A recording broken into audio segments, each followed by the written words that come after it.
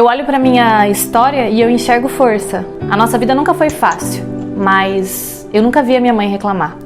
Nisso, ela me deu exemplo. Ela perdeu a mãe com 14 anos, o meu avô era doente, além de mim, tinha outros 2 irmãos para ela cuidar. E eu nunca vi ela reclamar. Quando eu nasci, ela descobriu que o meu pai tinha outra família e ela nunca mais quis ficar nesse relacionamento. Nisso, ela também me deu exemplo. A minha mãe não disse que eles passaram fome porque eles se viravam com o que tinham para comer, mas às vezes eles só tinham farinha. A minha mãe, desde sempre, vem enfrentando sozinha várias lutas, mas ela nunca desistiu. Se tem uma coisa que minha mãe me ensinou é nunca parar, que a vida é difícil pra caramba, que o caminho não vai ser fácil, que muitas vezes a gente vai ter que carregar julgamentos pesados nas costas, mas o importante é continuar caminhando.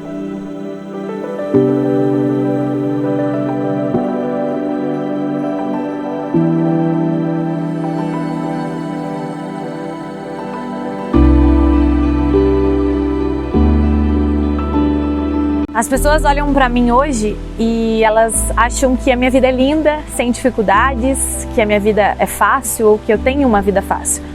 Porque eu confesso que eu nunca quis mostrar a origem pobre e humilde da minha família para ter algum valor, sabe? Para ter algum tipo de merecimento.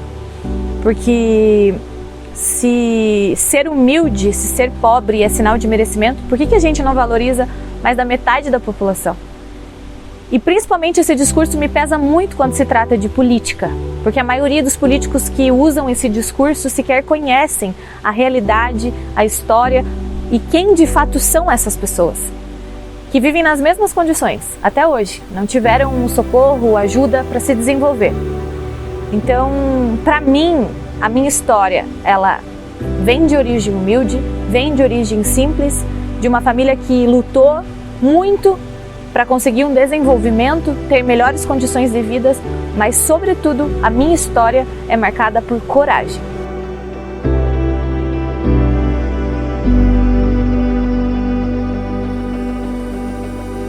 Eu passei anos da minha vida trabalhando e trabalho até hoje, atendendo famílias em situação muito parecidas com a que a minha família passou, com a minha própria origem, né? Como se eu entrasse na casa dessas pessoas e me sentisse num ambiente familiar. Por isso que eu nunca parei de trabalhar, porque eu entendia de fato a realidade e a situação que essas famílias estavam, porque faz parte da onde eu vim e de quem eu sou.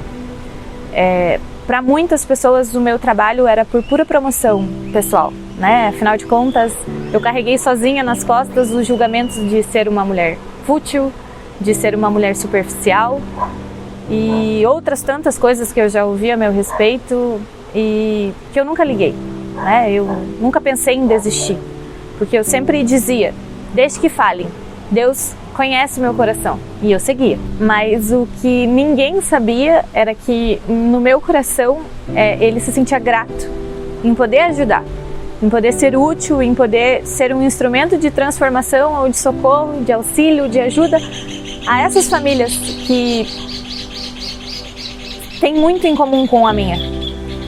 A minha vontade de ajudar os outros vem muito do que eu passei e de sentir a responsabilidade de fazer algo pelos outros, já que eu não pude ajudar a minha família antes. É a minha obrigação por tudo que eu passei, sabe? Por toda a minha luta, por tudo que eu vi a minha família enfrentar, ajudar as pessoas, ser útil, né? A minha família teve socorro quando precisou e graças a isso, né, a gente conseguiu ter melhores condições, viver melhor, se desenvolver. Então eu também tenho como obrigação, se puder, ser o desenvolvimento que essas famílias precisam. Essa eleição para mim não tem nada a ver com qualquer outra coisa que não seja poder continuar fazendo o que eu puder para ajudar os outros. É sobre isso para mim. Eu nunca aprendi a desistir.